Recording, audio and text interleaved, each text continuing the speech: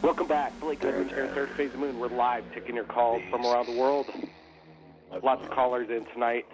We just put out some new videos the past week from Thirdphasoefmoon, but we're happy to announce that we started the new web series, Hangar 52, We're Not Alone. We're going to be releasing 10-minute sequences, 10 different episodes on Thirdphasoefmoon every 2 weeks. We're excited to give it out for free to the world. You know, it's not perfect, but we think it's fun. And it gets down into facts that are based on things that have come right into us right here at Thirdphasoefmoon. We took a lot of the information that we received and kind of put it in a movie. And we think it's a thrill ride adventure. The message is right. And if anybody has any opinions on what they thought of the first episode, Hangar 52, We're Not Alone, hey, definitely chime in on that. And then also, we've been putting out some stuff from Michigan. Michigan is a new hotspot right now for UFO activity. Multiple sources have contacted Thirdphasoefmoon just within the past week. Multiple sightings. What's going on over there in Michigan? If anybody has any idea, definitely we could talk about that as well tonight. But we want to get to your stories right here at Thirdphasoefmoon. That's what this show, and this radio show, sharing people's testimonies from around the world to the world right here at Thirdphasoefmoon. Let's get started with Adam calling. Hey, thanks for joining us. I know you reached out a few days ago via Gmail, and you said, hey, and I appreciate you calling in. You were kind of reluctant on coming on, but what's it all about? Let's start from the beginning. You said as a child you've experienced the extraterrestrials, and they came and visited you. How did it first go down? My earliest memories do go back to very early childhood. I actually remember seeing a purple ball of light hovering over my crib as I slept in the crib. Now, this was, I had to be 1-2 years old, but I do have a very good memory. So I do have a lot of recall of my experiences where a lot of people say they don't, but I do remember as a young child seeing balls of light. I even remember seeing aliens come into my parents' room when I was awake when I was a child. I mean, I'd be happy to elaborate more on, if I say anything you want me to elaborate more on, just Let's elaborate on these aliens that were in your parents' room. Were there multiple of them? What color were they? Yeah. Parents recognized what was going on? Okay, well, they did not, because what happened was, I'll get to answering your question about the color in a second, because I was in my bedroom and I woke up in the middle of the night, and I had this knowledge. A lot of times before I was taken, I'd have a foreknowledge, a feeling like they were about to come. For some reason, on this particular occasion, I was very nervous about it. I had anxiety. I didn't want to see them, which is strange because as a young child, usually I just thought of them as my friends, and it made me feel happy. But I was scared. Something spooked me, and I knew they were coming, and I got up out of my bed, and I ran down the hallway, and I ran into my parents' room. I jumped onto their bed, and I had to shake them to wake them up. And they were real groggy and out of it. And I just said, they're coming, and they didn't know what I was talking about. They were freaked out. And they just kind of rolled over and said, what are you talking about? You're just dreaming. Go back to bed. And I was terrified. And they just went right back to sleep. And what I did was I got under the covers between them. And I'm laying there looking at the door.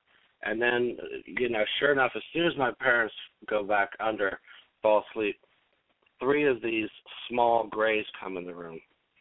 They were very small, under 3 feet, and the room was dark, but there was the bedroom was facing the street, so there was some light from a street light coming in, so I could see somewhat, and they were typical grays, but they were very small, very, very childlike and skinny, large eyes. I couldn't say, strictly gray skin, but pale grayish colored. Wow, Adam. So when were you ever taken aboard a ship?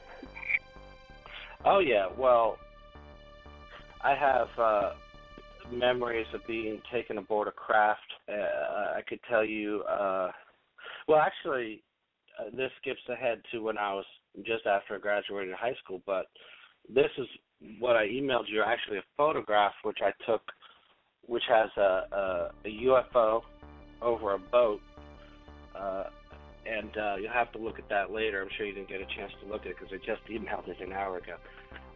When I was I had just graduated high school. Now, a friend of mine was a couple years younger. He was still in school, but a friend of his and him went out fishing on a lake, which is the lake my parents lived on. So they were camping out overnight. They were going to go fishing in the morning. In the middle of the night, I had a typical classic abduction. I mean, I was taken while I was sleeping, so I was in an altered state of consciousness. But I remember going outside, and I saw a craft hovering over the trees. A green beam of light came down about maybe 5 feet wide, and I floated up into this craft, and I actually got a pretty good look at this craft. It was about 30 feet wide, and it had, like, around the perimeter, it had these rectangular, what looked like openings, not windows, but more like openings. And I entered the craft, like, through the top, but not through a door. They just, like, pulled me right through the craft. And I do remember being on that craft, and I was they put at one point a helmet on. It looked like an upside down salad strainer, sort of, and for lack of a better description. And they were just putting me through like a visualization, and I don't know the purpose of it, but it felt great. I mean, it was like a euphoric high. And the weird thing is, then after this sighting, I don't remember a real lot. I could tell you a little bit more, but the more interesting thing is after, not sighting, I misspoke, after that abduction the following morning, my friend was still sleeping, camping on the boat. So I had my camera. I go out and I take a picture of the boat, and then I actually had a sighting of a close-up craft. This craft came from a distance over the trees and got closer and closer, and it was football shaped and it was dark. It looked metallic. It was clearly a solid object. It wasn't a plane. It was only about 300 feet away from me at the closest. And then I snapped a picture of the boat. This was after the craft had already left. And the next day, my friend relayed to me that him and his friend had seen a craft while they were in the boat. They woke up in the middle of the night on the lake, and they saw a craft which was about similar to what I saw, 30 feet wide. It was about 100 feet over the treetops. It had a mist surrounding it. Every time it would move, the mist would, like, change colors, which was weird. And then it moved over directly over the boat. And he said when it was hovering over them, it had a light on the bottom of it. I mean, it looked like the bottom of like a boat. He said it was like ribbed. It had these strange ribs in it. And he said he felt like this light was watching them. And then as he was just terrified watching this craft, he suddenly heard a buzzing noise. And the next thing he remembers is it was like he had fallen asleep or had got, been knocked unconscious somehow. He was laying on the bottom of the boat, and he wakes up, and it's dusk, and he notices that it's dusk, and it shouldn't be. It should still be the middle of the night. I mean, unless, he obviously lost track of time, but he still sees this craft, and it's moving away slowly at dusk. And he also said the boat was in a different position on the water than it was when the craft first arrived.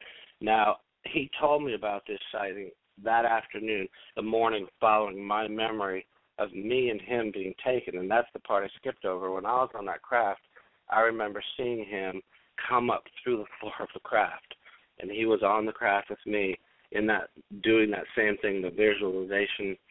They were communicating with him, and this pissed me off because he was my friend, and I actually hauled off and punched one of them in this experience. It's a unique experience. The only time I ever did that, but I did that. So I have this UFO, in this photograph that I took of the boat. I didn't notice it after my sighting when I took the photo, but later when I got that film developed, I noticed that object in the photo. Adam, we're going to be showing clips of our movie Hangar 52, We're Not Alone, and in our first episode, at the very climatic ending, it shows a bicyclist being beamed up into a ship, and then we're going to be getting to the next scene of what it looks like inside the alien craft. I invite you, Adam, to watch those episodes. Maybe see, we're basing this on people like you and their stories and their encounters and how they were abducted and aboard these crafts. Tell me, when you're on board this craft, did they do any kind of experiments? Was it what was your feeling on it?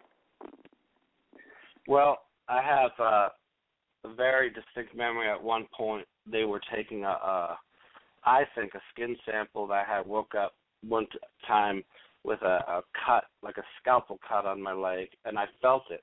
I knew that I was lying on a table, and I felt the cut, and when I woke up, I actually had this cut on my leg.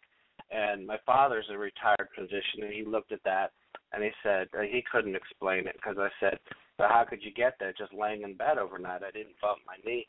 Another time on a craft when I was younger, I remember they had me laying on a table, and they had this, like, it looked like a big black wand. It had a light on the end of it, and they were, every time they would touch this thing to my legs, I would feel excruciating pain in my muscles. And this is a weird thing. They said in this encounter that they cured me of a muscular disease. They said in the future I was going to die of a muscular disease, but that they cured me of it. So this isn't uncommon in other people's experiences, that they've told them that they've healed them. I even was shown a baby once on a craft and told I was the father of the baby. I know that sounds far out. It feels strange saying this stuff. But, it's obviously... It's not strange, Adam. It's basically, this is thousands, if not, millions of people. Every year, they've seen UFOs every year right here in the United States alone. But I want to ask you this, because in Hangar 52, We're Not Alone, the alien gives out subtle clicks and maybe little hummers for a sound. But how did it communicate? Was it telepathic? Did they make any noise whatsoever with their mouths? You know what? It was telepathic, and they never spoke through their mouth, not audible, the way we do audibly. I have a vague memory that they did make some sounds. There was, but it's not among my clearest memories. So when I feel that way, when I'm not certain, I say it. I'm honest. But I think that I have heard them make sort of chirping or squeaking noises, and that's something that I've heard other people say too. But I'm strictly going on my own memories, and I do want to point out. Let me say that my encounter started in the 60s and 70s, and this was before Bud Hopkins came out with his books, before John Mack and David Jacobs came out with their books. So I'm going on my own memories here. I did read those books later, but these memories were with me before I read those books. But to answer your question, it was always telepathic. Not that I would hear audibly a voice, but it's just that it was very clear communication. If they're saying something to you, you can't ignore it, and you hear it as though you're hearing it in English. You just understand them. It's the strangest thing. They're in your head. Yeah, absolutely. In Hangar 52, the alien seems like there's maybe a relationship with a young boy, and they're telepathically speaking with each other. Cameron Cousins, and we're making a movie based on all these stories, and it sounds like maybe you should watch Hangar 52. I'd like to get your opinion on that if you haven't already seen the first episode, but definitely we'll be releasing Hangar 52, this part 2 to the episode here coming up soon. Adam, stand by real quick. I want to get back to you, but there's a lot of people building up. They've been hanging on the line here for a while. They might even have some questions of you, Adam, but I definitely want to get back to some questions of Adam a little bit later on the show. What it exactly looked like aboard the craft, inside this extraterrestrial craft. How many times have you been aboard an alien craft? Well, Okay, so this goes back to early childhood. Many, many times. I mean, dozens and dozens. I mean, memories are spotty. Sometimes I do remember being on a craft, and sometimes I only remember just prior to going on a craft or just after coming back. But I do have quite a few number of memories. Back in the craft, when you said you were on a table, did it feel? What did it look like? Was it like an operating table? Was it black? Was there corners on it? What was the design? Can you give us some engineering design? Yeah, usually I would see a room that was sparse. It's a lot like, I would always feel like I was either in a hospital, it felt like going in for surgery, or like being in a dentist's office, because it was, very medical and clinical. And in fact, a lot of the beings and the way they behaved was so clinical and sort of businesslike. But as far as the table, it was, it wasn't anything like off of Star Trek. There was nothing unnecessary in the design. It was just so simple and modern, I guess you would say, just a block, like a rectangular block coming up out of the floor. This table, it didn't have legs, it was just like a block, and things would like come out of the walls. The technology that I saw was amazing. I mean, it's not like the room was filled with medical equipment and tools that they would use. It was that things that they needed would actually sort of morph out of the wall, like that movie Terminator 2, the liquid metal Terminator, like that. It would come out of nowhere. We're getting a little bit of feedback here. Wow, incredible detail. Let's get some more detail. Any other technology that we can't even dream of? What else did you experience aboard the ship? I remember seeing a bank of, they were like these rectangular boxes. They had little lights on them, and that was unusual. I only remember seeing that once. That looked like something like you'd see on a DVR, where you have little LED lights, but not like a DVR. I'm not saying that, but I'm just saying that had lights on it. And another time, there was this thing that came out. I don't know what the purpose of that was. That's why I skipped over that. But this other time, I'm laying on my back.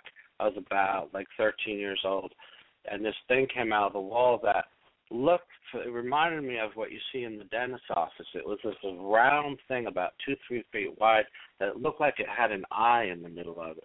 This was weird because this thing, I felt like it was like looking through me, like scanning me and like looking into my mind. And it really freaked me out. It scared me. And I don't know what it was doing, although I just had the feeling like I was being, not like I was being ripped apart physically, but like I was being, like they could see everything about me, like into me. And I'm trying to think more in terms of, like, to answer your question, the technology, let's see, well, that one time, where they had the instrument where they said they healed me, that was pretty amazing. But I know this other time I walked into, they told me to walk into this shower, but it wasn't water. It looked like almost like laser light coming down, dropping down, like liquid light, almost. I don't know how else to describe it. And they said, walk into this. And I knew that this was like to like disinfect me and clean me, And so that was weird. But just the coming onto the craft and the going off, the way that would work was teleportation.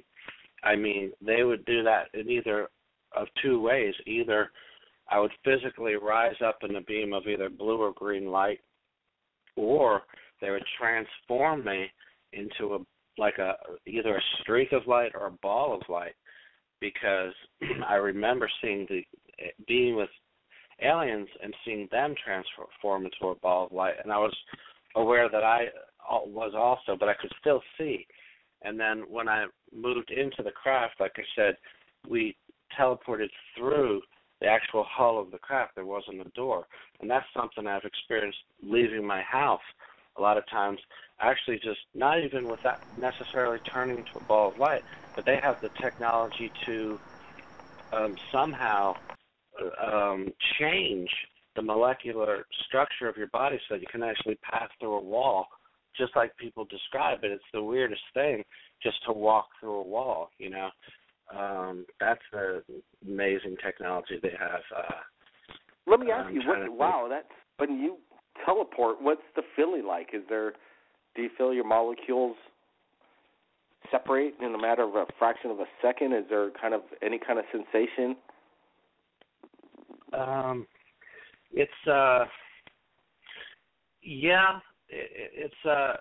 There's a little bit of a tingling sensation, but that's very subtle and vague. I mean, it's more of like, they're always in your head. It's like, to give an example, typically, this is what I remember the most, is like I'd wake up in the middle of the night, I'd see them in my room, I'd be terrified, and then one would come over and calm me, like placing his hand on my forehead, or I would see a ball of light that would move close to my face and calm me. So it was like just prior to teleporting, I'd have this knowledge. They would always prompt me that this is about what we're going to do. So it's like, it was weird because just before we would go through a wall or go through a window, I would know it. So it's like this constant mental communication. And then when we would do it, it was like just all of a sudden becoming weightless. And it always reminds me of Harry Potter, because when I watched those movies, I was like, I lived that. It's like Harry Potter reminded me of when I was a kid, because all of a sudden it's just like being weightless, and you're lifted up, and you almost feel like you're being pulled up, you know, and there's this energy to it where it's fast. It's just right through the window. But if you're walking on your feet, of course, it's slower, but it's still a very strange sensation. It's like if you're walking through a wall, it's like that wall isn't even there. It's like it's a hologram, you know, and you don't feel anything walking through it, except you can actually see the wall going by in your peripheral vision. Then all of a sudden you're outside. So it's very strange. Let me ask you this. In regards to this encounter earlier, you said that you could see like portals in this craft. And I want to get into your medical situation. You said you had some wounds or cuts afterwards. I want to know how those may have healed. But first, while you're aboard the craft, were you able to see outside? Did you know where you're going? Did they telepathically tell you what? How did time pass? Those are some of the questions. Now, go ahead. Are you talking about specifically when I saw the outside of that craft and I saw those portals, or just mean in general? While you're inside the craft. While you're inside the craft, what did time feel like? And did you get to see outside while you're, up in the sky, moving around? Did they have a destination that you were going to? You know what? There was one time I thought that, but I do remember looking out windows. This is really a strange memory because it's unique, but I remember being in a long hallway. It was all white, and there were these windows, and they directed me to walk over to the window and look out, and I didn't see Earth, but I saw the moon. And it was really strange because I had never had an experience like that before, because that's not typical. Usually they will not show me, like, look through this window. They might say, look at a screen and show me images. They showed me images of things in space, but not usually through a window. And I don't usually have a sense of where I'm going. Usually when I'm on the craft, a couple times I remember a number of times walking through like a curved hallway, then being directed into another room, like moving from room to room, but never like a sense of like here, being aware that we're traveling somewhere. That's something I've always wondered about, because I wonder if maybe what they do, and I don't know, I'm speculating, but I think sometimes they just shoot straight up, hide in a cloud somewhere, above your house. They don't necessarily have to go anywhere, because they've got you on the craft, and I'm not sure we usually travel anywhere except just to, hover up in the air. I'm not sure I answered. I think I answered your question. I think so. And if you're close to the moon, that means it usually takes 4 days for, I don't know when. Right. It's been a while. It's been a long time since man's been on the moon, and it takes a while to get there. In a matter of what, hours? How long were you aboard the ship? How long did it feel while you're on board? Well, yeah, I do have a lot of memories where I was experiencing this in a linear fashion, and I would say in linear time, but in an altered state of awareness where I'm lucid, and it feels, I want to say dream-like, but I don't want to be misunderstood and say this was a dream, because it's clear it wasn't. Because I've had witnesses, I had UFO sightings, and I've woken up in the morning and I go outside and I see landing traces in my yard where I saw, in my experience, a craft land. So I know the difference between a fantasy, and something that has witnesses, and fantasies don't have witnesses. But to answer your question, I lost my train of thought. What was I saying? I was describing Let's get to the medical part. You Sure. said that they cured you of a disease that you're, right. as you're going to grow up, you're going to suffer from it. So they cured you from this, and then you return home Right. with like kind of a slash on your ankle, and maybe the head. The cut I had on my leg was an experience separate from when they cured me. When they cured me, they said they cured me of a muscular disease. I was only 6 years old. That time I awoke with the cut. That was later. I was like in my early 30s. But so I did. There was one peculiar thing about after. Let me mention this real quick. My father is a retired physician, and in the house I grew up in, he had transformed the first floor to his medical offices. And this one particular experience where they cured me, they didn't take me onto a craft. They led me down to the first floor of the house, and they laid me on an examination table in one of his offices. That's where they did that. And then the next morning, my father called me down there. Now, I know this is strange because in that experience, all I felt after that was just exhausted. They were like, this is going to be painful as hell, and it was. And I was just exhausted. And I remember I was just a little kid, and I was naked, and I had to relieve myself, and I peed straight up in the air like a fountain, and they actually laughed. I couldn't see their mouths moving, but I could feel that they thought that was humorous. Now, the next morning, my father said there was dried urine on that examination table, and he was upset about it. And he said, do you know anything about this? And I said, well, I experienced that last night. My friends came for me, and I was on that table. He looked at me like, you're just fantasizing. That was just a dream, And so, but that was weird. That the next day I saw that he found that stain on the table where I had that experience. I was trying to answer your question, about the physical. Having the physical traces or environmental traces. You've been experiencing these things for a long time, and alien implants have been known to the public for decades now. And I'm sure you're familiar with the late Dr. Roger Leir. Did you ever try and reach out to him? Did you ever scan your body for alien implants?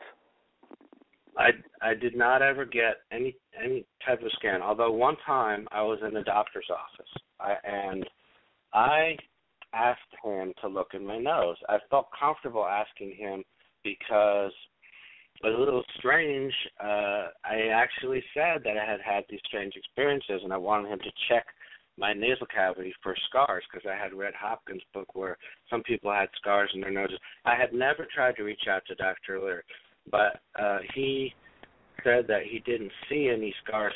You know what? But he feigned looking at my nose. He thought this was ridiculous. He didn't really spend any time searching. I actually want to tell you something if you have time to listen to it, because I have an extraordinary experience with an implant. And can I go into a little detail about that? Yes, 1 second. We do have some callers, and definitely. Lots of information coming in, Third Phase Moon, and we might not get to your whole story tonight because I think your story is incredibly detailed, and I think it needs to be heard. And there's a lot of people that have the exact same kind of experience that you've had. Third phase of moon.